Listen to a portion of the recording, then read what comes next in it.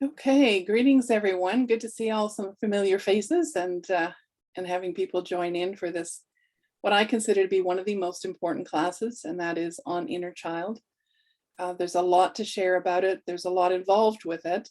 Some of it you may find, as we've been discussing, you will have a resonation with, and if you do, it might be good just to jot a few notes down to work with on your own at a later time. Just taking into the specifics or the notes of what you feel works with your own experience and your own heart, because each and every one of us have a story to tell when it comes to the inner child. And it is exceptionally important in these times that we pay attention and listen. So just to start off with our session, we're going to again go into our breath work and do a little connection and relaxation, just to bring the spirit into the fullness of our presence and the purpose of us gathering here tonight. And as you breathe in that relaxation, breathe out any resistance or reluctance that you might have to what is taking place and what might be shared tonight. Breathe in a willingness to experience something that would bless you or benefit you in a way that helps your body, mind, and spirit heal or expand into a greater awareness. Breathe out any kind of blockages that you might have held on to up until now, that you might have thought you weren't able to get through this. It was too uncomfortable, it was too challenging. Just know that nothing is ever presented to us if we are not ready to address it. So really give yourself a little pep talk at spirit level and say, I am here, I am willing, I am ready, I am able to face and address the inner child in a way that is loving, kind, fair, and true. Embracing the idea that the male and female aspects of self are very dynamic in their own ways, the male being the mental, informational side, and the female being the emotional, feeling side. The union of the two coming together and learning to work together is a very important part of our spiritual evolution right now. We genuinely are going through a new awakening, a sense of being more and more aware that something deep within us is not only stirring, but it's demanding our attention. And what I would like to share as part of our work tonight is that the inner child is the very essence of source creation. It is that defined and divine union of the Heavenly Father and the earthly mother, combining creation and also manifestation, that when it is brought into being through the gift and the blessing of a child, it is the purest and most profound essence of energy and the purest form of love that we can ever experience.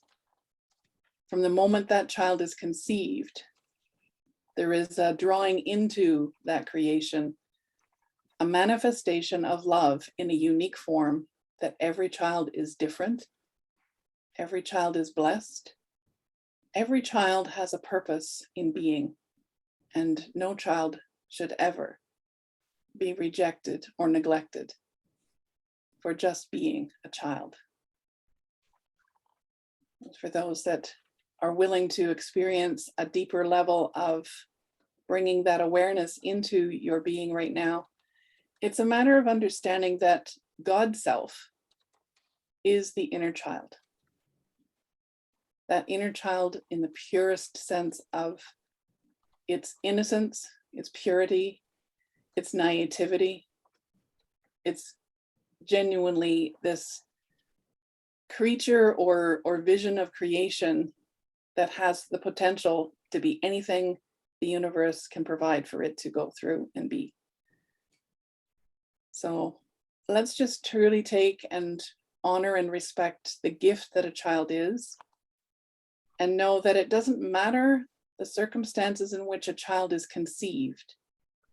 Love is always present.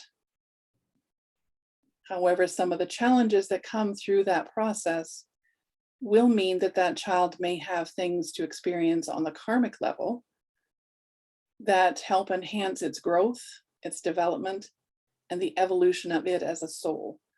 So it's learning to respect that and not reject that is given as opportunity and potential. Okay, so let's just take a nice deep breath in with a willingness to allow the information of the inner child to speak to us in a way that is simple, it's honest, easy, gentle, and loving. For that is the true communication of the inner child that is God or source, whatever it is that you identify with. Just embrace it in this moment as something that is here and present right here, right now, to work with you and through you, to help you and heal you. Okay, even deeper breath, go right down, bring the Holy Spirit all the way down into the core essence of your body and your being. Fill that space with a sense of security and safety, a sense of it's okay to feel whatever you're feeling. That's part of being. It's part of just allowing yourself to be in the natural flow of life. And as you breathe out, allow that breath to go right up through the top of the head, through the crown, out into the universe. And just see it being connected to the source of creation with a willingness that is so expanded and open right now that you cannot possibly not be blessed in some way. Okay. Okay, so we can open your eyes and we're going to go through some of the elements that come with inner child healing. The one that I can share with you most specifically, of course, is the code work that I work with. And I can tell you that the most amazing thing that happens through this work is that within each and every one of us is the informational database that we work with. It's through memories, it's through cellular programming, it's through the brain and its ability to remember, the soul bringing things forward, the Akashic records, all of what is possible and our potential is written in our body and our being, just like a computer. And we talk a little bit about being a biological computer. So as we have all that information available to us, when we actually get to the place where we recognize that underneath all of the things that are going on the surface, life experiences, life reactions, emotional issues that don't seem to want to resolve no matter what we do, no matter, how hard we try, how many places we've been to have energy work and therapy and all these things, where the soul is maintaining and still holding on to that inner program. When we work with the codes through permission of a soul, it's getting down into the database, finding the code that is underneath the emotional situation, the memories, all of that. It's almost as if you give yourself permission to rewrite it. And as we correct it, we clear it, and then it leaves it open to what was meant to be. And what was meant to be is that out of these life lessons, we have blessings. And when you clear the lesson by saying, I have completed it, I've learned everything there is to learn, I have done everything that I can possibly do regarding that in each and every lifetime. As we're in karma completion right now, all you will have present within that program is the residuals. And those residuals are incredibly clear and specific of why you as a soul has chosen that experience and what you're hoping to learn from it. And once you identify what it was that you were learning, you give yourself permission to clear that layer or clear that memory. But it doesn't mean you forget what happened. It simply means you no longer react to it. It's kind of like releasing yourself from the stress of it, the tension of it, the hurt of it, the pain of it. That is all released. So after being able to go through that part, you can have a memory of it and your soul is at peace with it. So what was initially a place or a state of stress and hurt and pain Now it is opening up within you an awareness and a way that is part of your mastery, where you can use it to help yourself heal other things. These deep programs are there and they're designed specifically based on your soul contract. So these little children, before they come, are actually masters of their own being, and they're not babies. They're sitting down and intentionally setting out for themselves a map of what it is that they hope to experience, some of the things that they will learn and evolve from. It doesn't go into specific details into what day it's going to happen, how it's going to happen, who you're going to be with, and so on.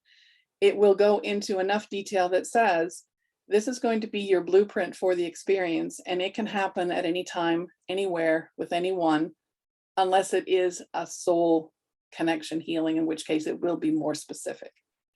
So in other words, if a child is born to parents that have specific roles to help that child grow in a way that, and I'll speak personally, for me, it is being rejected repeatedly. So by agreement, before I came into this world, I was given all of the choices of what my soul was willing to experience in order to complete this part. So the best way to do that is to experience it from day one. And, you know, I've spent my lifetime unraveling that mystery and addressing different situations that all play a role and a part in having that experience over and over again, until it comes to the place now where if the experience of rejection is coming, I no longer have a reaction to it.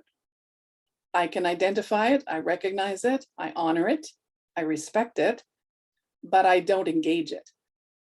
And that's what freedom is all about. It's being able to have all of these awarenesses and interconnected relationships without consistently being in a reactive state. So that tells you that that aspect has cleared, and code work is exceptional for doing that. Past life regression can also be a very important part. If you're having difficulties identifying who has contributed to the story that you're in, or the movie, if you want to call it that, because it kind of is a movie. If somebody has their mic on, if you could just turn it off, please. Okay. Yeah, it's being able to honor that sometimes we do need to go back and have a moment. And that's all it is. It's virtually a moment when you can recognize where something has taken place or happened within your journey that is what we call a defining moment. And the inner child is very good as a guide to take you back there, because they have been stuck there ever since that defining moment happened. So they know exactly where to take you. They know exactly what was relevant to your healing today, because if it's still here today, they can take you back to where it began. And trusting that inner child and allowing them to take you back to the moment, it doesn't mean reliving it. You know, being hurt or being upset, being betrayed, being killed, being whatever, once is more than enough. Thank you very much. But the inner child goes back with a whole different perspective. It's almost as if they take you on an adventure. And let's go back to the day when this started. And the child is enthusiastic, they're excited, they're interested. Yes, sometimes they can be apprehensive if it was a particularly stressful or upsetting situation that happened in a past life. But the child will always take you through the element of honesty and a purity of heart and a comfort that just makes it so much easier than sometimes an adult telling you, well, you need to go here and you need to do that, you need to do this, and you need. Our adult self in that state of energy tends to be incredibly defiant and reluctant to do any of it. Whereas when a child takes you by the hand and said, let's go, let's find out where this all started and how we can complete it today, it can be quite exciting. And the child is a wonderful past life regression guide. So I use that a lot in the work that I do as well. Hereditary program. Hereditary is when a family unit of souls, and right now there's a lot, I would say predominantly family units that are here on a karmic mission to complete family issues. These are souls that come together and challenge each other, test each other, deliberately harm each other by request. And we have to remember that you're not a victim. Whatever has taken place was by your request. As you set out in your initial program before you came into this lifetime, you requested that certain people play certain roles so that you can complete your karma. And it really takes a whole different outlook on life when you recognize the ones that hurt you the most are the ones you trust the most to get the job done. They're the ones that aren't going to give up until you get it. They're going to be, just relentless until you pay attention to it. They're not going to let you forget the purpose in being here. They're basically going to keep on your tail until you show up at what needs to be corrected and healed and cleared. So it's learning to take the adversaries that we have, whether they show up as a parent or a friend or a relative with some distance, or even just a friend. There's friends that have agreed to show up at different times as well to remind us of our life purpose is to clear this stuff. And they will come in, and I call it poke the bear. They just keep poking and poking until the bear reacts. And once the bear reacts, it's like, oh, okay, we're good to go. Let's work with it. Instead of terminating relationships and terminating friendships, when this moment shows up, it's learning to cherish that moment. And it's really hard when you're in the middle of trigger. It's very difficult for you to take ownership and to really stand in that light and in that energy and recognize that there is a gift in it if you are in a place of surrendering to the moment. And that doesn't mean giving up. A lot of people mistake surrendering with giving up or giving in. It has nothing to do with that. Surrender means I open my heart to this experience in this moment with these feelings and these thoughts that are troubling me deeply, and I lay them out in the name of love. And when we do it in the name of love, all of a sudden things are much clearer. They're much simpler. Love is incredibly simple. And I know I've worked with a few of you, and it's kind of like I talk about the 99 steps of, oh shit, to the one step of, oh wow, that's all that it was. That's all that it took. And, we can walk away feeling kind of foolish that it took us that long to get it, but don't. Trust that your soul knows exactly what it's doing. It's on a timeline right now, and there are many timelines. And I can share with you that the timeline that we are currently on is an advanced level of souls who are determined to get through so that we can be witnesses and an inspiration for others to come through as well. So pat yourself on the back and really take to heart that your soul is incredibly special, that it has the ability to not only go through these experiences, but you can clear them.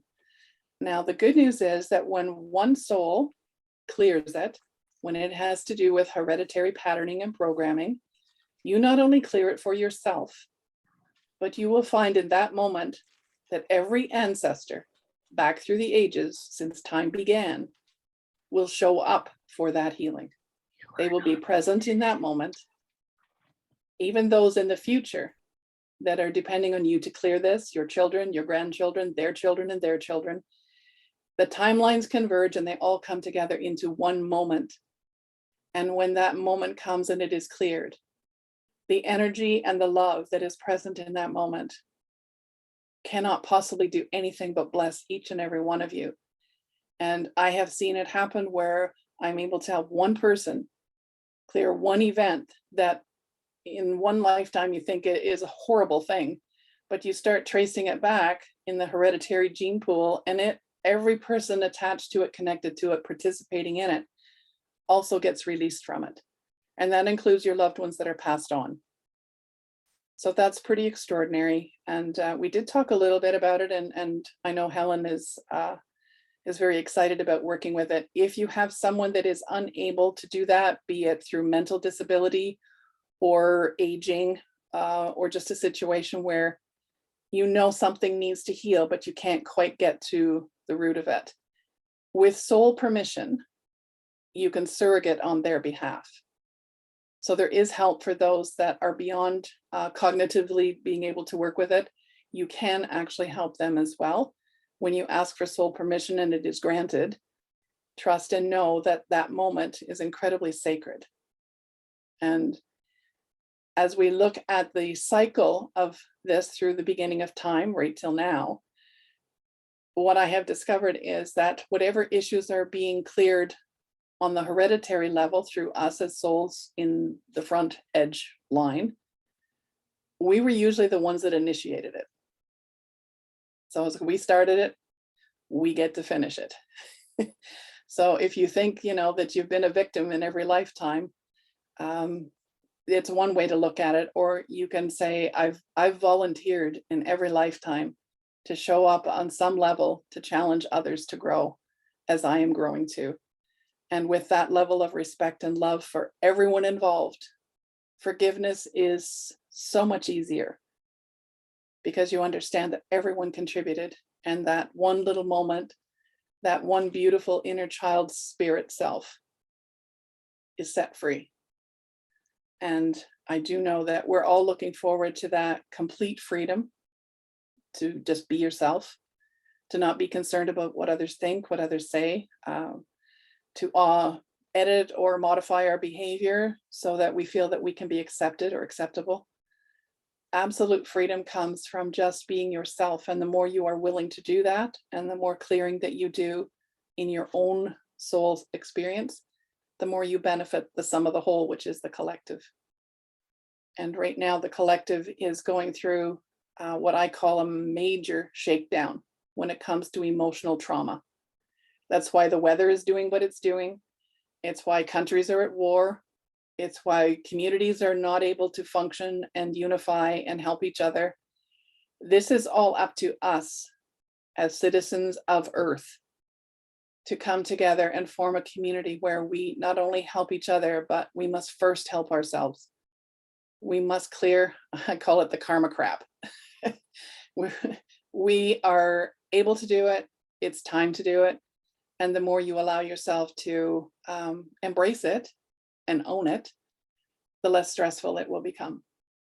So nothing better than an inner child that has brought an awareness to people, the gift of awareness, and be able to take you on journeys back in time to all of these places and create a wonderful, loving adventure instead of a tragedy that seemed to never end or continues to happen even today. Okay, so moving on to hypnosis. I know some of you are trained in it and use that, and it is incredibly effective.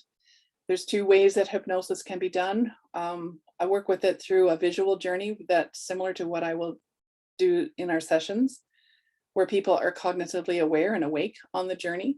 So whatever you choose to observe or witness or experience, you're very aware of it and open to it. You may want to work with it, you may not. It's a choice. But the other one is in the trance state, where you're taken into hypnosis and you go extremely deep to get past the cognitive thinking so that it's constantly trying to correct or involve things that are irrelevant, or even convince you to avoid and deny what is deeper down. Our consciousness, when you look at it, we're about 90% we're aware of, and the rest we're not. No, sorry, it's the other way around. We're 10% aware of what's going on, and the rest we have no clue, except if you are able to go back through hypnosis and dive into it deeper and deeper through the layers. You can unravel the mystery that way. That's the conscious and subconscious ways of connecting. One technique that I have found extremely helpful, and you might want to try this for yourself. I show up in a meditative state or in a visual journey where I simply ask to be shown something. And initially, if I'm finding that I'm not really getting any information that I can relate to or that is significant for me to work with, I will ask to be shown the subconscious. And that always appears in my journeying as the treasure box. And the only thing that can open the treasure box when you walk over to it is the willingness to accept and heal whatever is inside. So when you show up with that intent and the willingness to heal whatever is inside, as you open the lid, you will start and see either symbols or colors or scents or smells. All the sensories will be activated at the subconscious level in that moment and invite you or encourage you to step in. And again, the inner child loves this part of the journey. Taking the inner child that is you to the treasure box is exciting, it's inviting. And it doesn't get as detailed or complicated, because through the eyes of a child, things are simple. Things are easier and much clearer. So you might want to try that as part of a way of experiencing subconscious at a deeper level. Subconscious self tends to be very much connected to our victim, villain, and volunteer self. Those are places that we have kind of parked a part of ourselves in a place where we, at the time, were not able to cope with it. We were not able to address it or heal it. So we kind of park those aspects of ourselves in a place where we know exactly where they are to go back to when it is time to heal. And the inner child, again, knows exactly where to take you. And that little hand, when it shows up to walk you there, you as the adult need to be the trusting one. You as the adult need to be the willing one, because the child is just doing what a child does and innocently taking you exactly where you need to go to find that part of you that needs to heal. So that's an exciting. We can go into self-denial when it comes to conscious, subconscious, and that is in trauma cases where there's extremes. And there are times when even the inner child is a little reluctant to take you to those traumas, but it is up to you to, again, comfort the child, acknowledge that the child is safe. And when the two of you feel safe, then proceed from there. There's deep traumas that happen that do block out certain aspects of ourselves or memories of ourselves that for the period of time that they happened, usually it will involve an out-of-body experience, whether it's a traumatic accident or a death or some sort of violence. The inner child is actually structured so that it can be removed energetically from the moment, and it will start to exist outside the body. So if that part of your life is present in your healing journey, you may find that you need to have the inner child brought back into the body first, comforted, secured, told that they are safe and secure from an energetic, angelic perspective, and then proceed to go to the trauma point. So there's, again, in this particular time in our world, a lot of that work is going to be needed. It is essential, because the amount of trauma that is happening to children right now, the violence level is extreme, but it's extreme for a reason. And remember, as much as our hearts break and bleed for these children, we need to address them as master teachers who know exactly what they're doing. They know exactly what they've chosen and why they've chosen it, and to honor and respect their mission. Not wish it wasn't happening, although our instinct is, certainly as mothers and fathers, we would not wish that on anyone, but it is respecting them as the masters that they are, and know that through the experience they're going through, they are doing multi-timeline and multi-layered healing through the experiences that they're doing, and that their healing journey and process is part of setting humanity free. Without the awareness of what has been happening to them, we would not be as passionate about doing what we're doing right now. So it's not showing up with the oh poor me or oh poor you energy. It's showing up with the I honor what you have participated in and co-created on behalf of humanity. Thank you. It's being very humble and very grateful at the same time. Okay, let's keep moving forward. Conscious level has more to do with us realigning ourselves. It's self-awareness, self-acceptance, self-worth, self-confidence, and self-discipline. We know that all of those, and that's a lot when you consider it, that energy center is a solar plexus, And it involves all of these challenges and all of these gifts where we have lost a sense of who we are. Some of it was done intentionally, just through forgetting, coming through the veil and not being able to recall. Others, it's by intention of, I am not willing to address that until the time is right. And that takes courage. You know, being able to live a life where you feel unworthy your entire life, or you can't accept yourself your entire life, that takes courage to hold yourself back, knowing that you are this incredible divine being inside, that literally God is within, and to keep that energy of love, that the potential is there, keeping it limited to the degree that we have, takes an incredible amount of courage and determination. But once the process of releasing it and clearing it begins, it's almost as if our souls are not satisfied and will not totally accept the full worthiness of self until each of those pieces to the puzzle have been resolved. So that in itself is like a whole series of just working with those.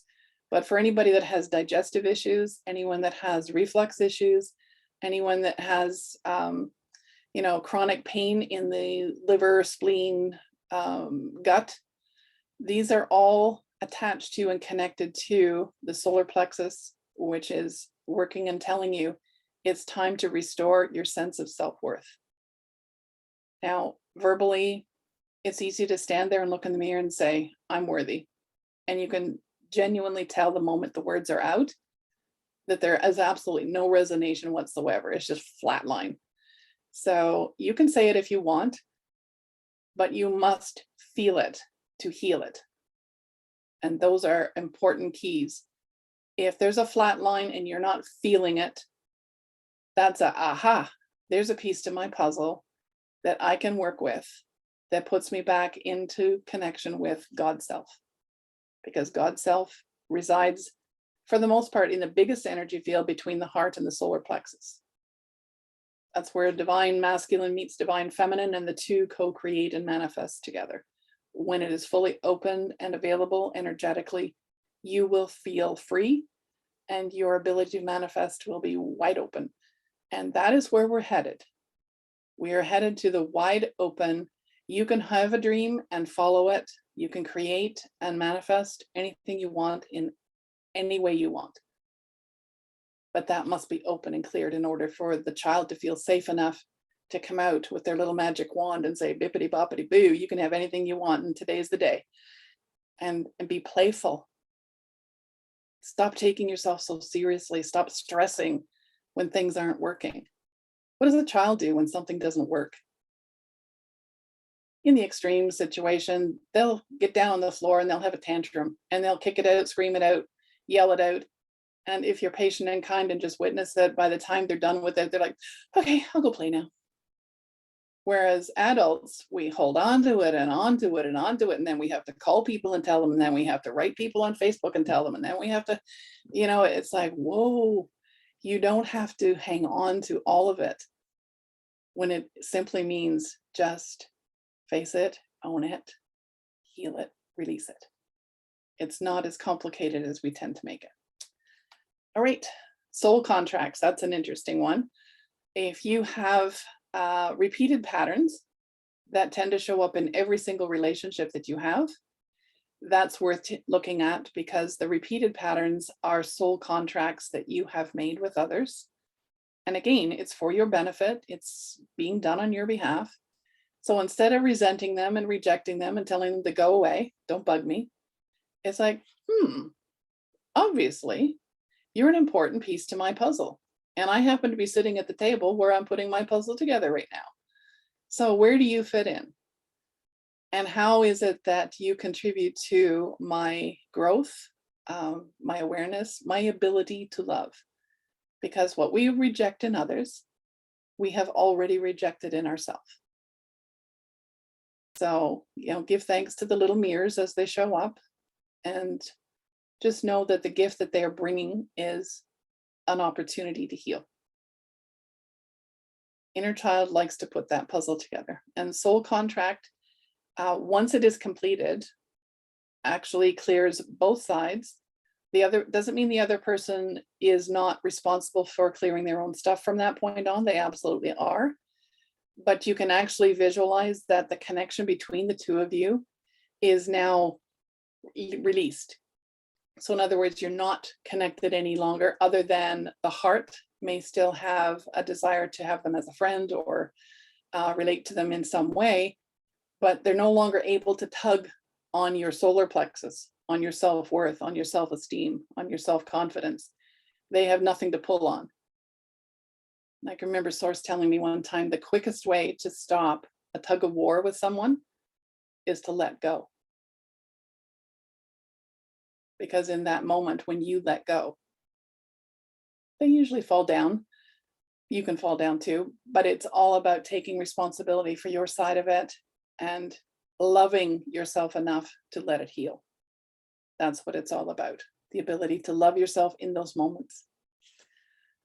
Okay, we're going to jump forward to creative expression. And for those of you who have different ways of working with art, dance, breath work, movement, journaling, music, play, these are all inner child language. And the inner child loves to show up when you are bringing out all the play tools. And if you don't feel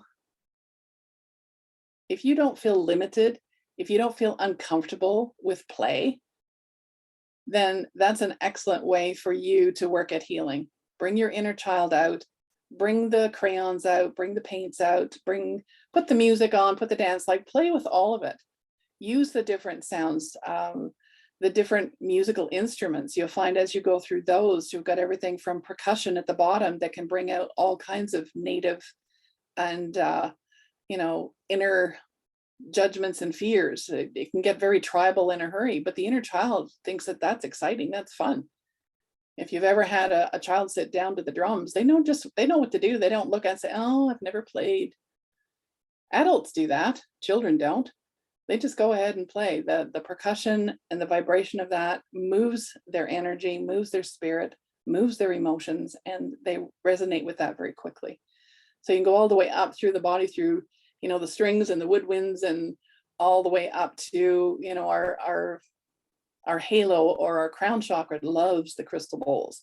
If anybody has ever walked into a room or sat in a circle with the crystal bowls, it doesn't take very long when you're already resonating from the crown all the way down through your spine down to the root, and it just resonates on every level. So that is inner child purity and the essence of the joy that they bring, just in that simple action of making a circle of light on a surface that sings. So if you're someone that has a hard time singing, if you can't sing in the shower, or you can't sing in the car, or you can't let yourself sing because you're afraid to be heard, call in your inner child, because the inner child doesn't expect you to be on key, in tune, remember the words. The inner child just wants to be there for you as you make sound. And if you use the sound to run up and down the body, you will find very quickly that will start releasing things that you didn't even know were there. Just play with sound. Play in your vehicle. If you're shy, if you're uncomfortable initially with doing it in public, bring your inner child with you on a drive and just, go to the country and make some sound. And I can tell you that it starts resonating and opening and awakening within us very deep, deep old wounds that are now ready to heal. So they will just bubble up and they'll burst, and just love them. Those feelings, those sounds. For those of you who have not had the pleasure or the privilege of releasing the rage cork, that's an exciting one, because the rage cork was actually designed and placed in our root chakra as our fight and flight. That's our survival. So a long time ago, fight and flight is our base nature. It's our instinctive nature to, kill or be killed. And that's the one that humanity is trying to purge right now with everything we've got. Like, we're trying so hard, and it's still manifesting in war, and it's still manifesting in, disagreements and evil behavior. So if you give yourself permission to release the rage cork, again, bring the child with you. They're pretty good at poking the bear, and just say, you know, soul self, I'm ready to release the rage, Cork. I don't need it anymore. This is not something that I need to be aggressive, and I need to be violent, or I need to be afraid to the point where I can kill or be killed. I don't need this anymore. This is not something that as a soul I require. And if you start opening yourself to the moment, you can start making a sound that resonates within. And it can sound like just a low growl. It can, and, you know, dogs are great at teaching us about sounding. So, you know, just start with something that's a low growl, and whether you're a Chihuahua or a Great Dane, doesn't matter. Just let it happen, and let the sound come and breathe with it. And then let the sound come again and breathe with it.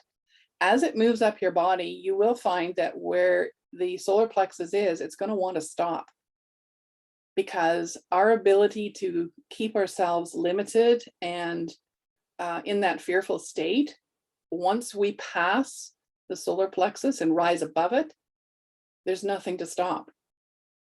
So if you've been stopping yourself when it comes to manifesting and creating, and you're living in chronic stress and fatigue, chances are that the solar plexus is holding a cork, and the rage will start coming up until it hits. Just keep breathing through it. Yeah, you're going to want to stop. One of the things that tends to happen, I've noted over the years with people, you either start burping like crazy or coughing, because there's a part of you that's saying, don't go there. Don't open that cork. Don't release that cork. You've no idea what's going to happen if you do. So it's kind of a sabotage that sits there, sabotage energy. Just keep breathing through it. No.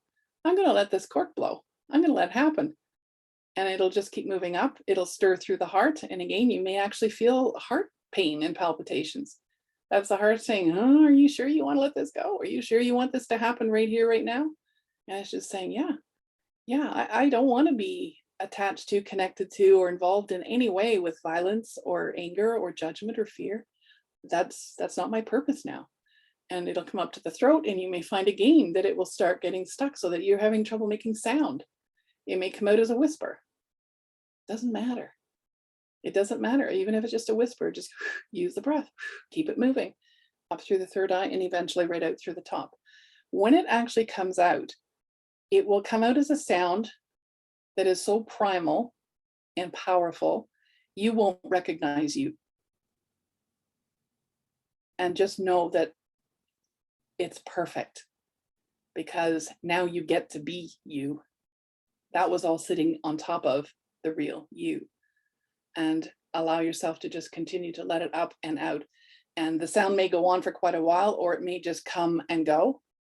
But you'll know when it's done, because during this process, you have, again, the child will teach us that you have the instinct to want to cry.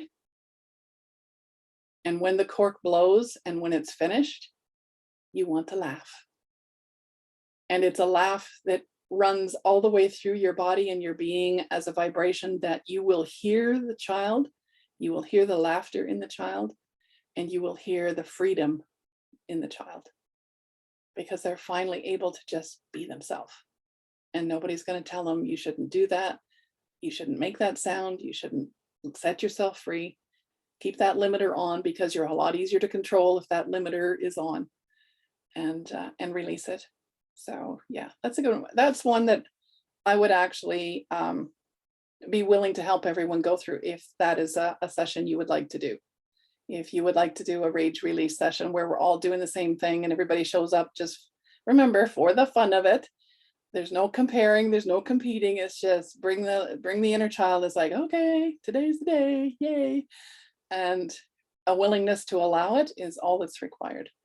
So that'll be one of the ones that will, maybe Yvonne just put a little note that we can put that on the poll that we're doing. All right, now the very last one we're going to talk about right now is archetypes. And that is a specialty all on its own, because those are all of the qualities and identities that we have used over many, many lifetimes. We tend to rotate them.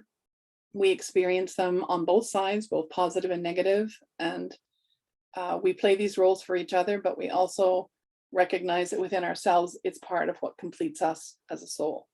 So the archetypes are going to be a class that we're also going to be providing because it is so detailed. And Yvonne has lots of information and training on doing that. So we're going to invite Yvonne to be a part of that class and share with everyone in doing some releasing for the archetypes, which are the wounded child, the abandoned or orphaned child, the dependent or needy child, child of nature, the eternal child, the magical child, and the divine child. And those are all parts of us that contribute to the complete soul experience that we have as a divine being. They all play significant roles. When they are able to do their role and their part without any influence or limitation, we are in harmony and balance with life. But if any part of the child is being controlled, manipulated, or ignored, again, tantrums will be had. That is the nature of the child. And when you look at the aspects of the archetypes, there's a lot of us on every level that can benefit from that work. So we'll look forward to that. That will also be on the poll. So yeah, there's lots of ways of dealing with the child and understanding that when we look at the purity and the innocence of a child within us, we as a soul, and this is going to be a little hard to imagine, but bear with me on it. As a soul, we are never emotionally more than 3 years old. Mentally, we advance, we go into the higher realms and the higher planes, into higher connections to information and data. But on the emotional level, we are a child of 3. And a child of 3 has no problem doing the things it needs to do, saying the things it needs to say, having a tantrum if they feel like it, laughing out loud at a funeral, which I did once. That was not cool. It's just the things that a child does are part of our freedom of spirit. And the freedom of spirit is the God within, or the life force within, that is meant to love unconditionally and be limited unconditionally, like no limits at all. Just take all the limitations off and let the child be a child. And through that experience, you will have more love than you can even imagine, because that's what the child is. It's pure love. The only way that love gets contaminated or limited is through our control, through our human processing that we have co-created together. And again, it's by design, nothing by accident. But it's time that us as children of creation have the freedom to just be ourselves without being worried about anything at all. Just being yourself is the perfect reason for waking up every day and just loving and living. That's it. That's what heaven on earth is. It's loving and living. So on that note, I think we have questions that will come up. Maybe Yvonne, we will stop the recording so that we can go into some personal questions.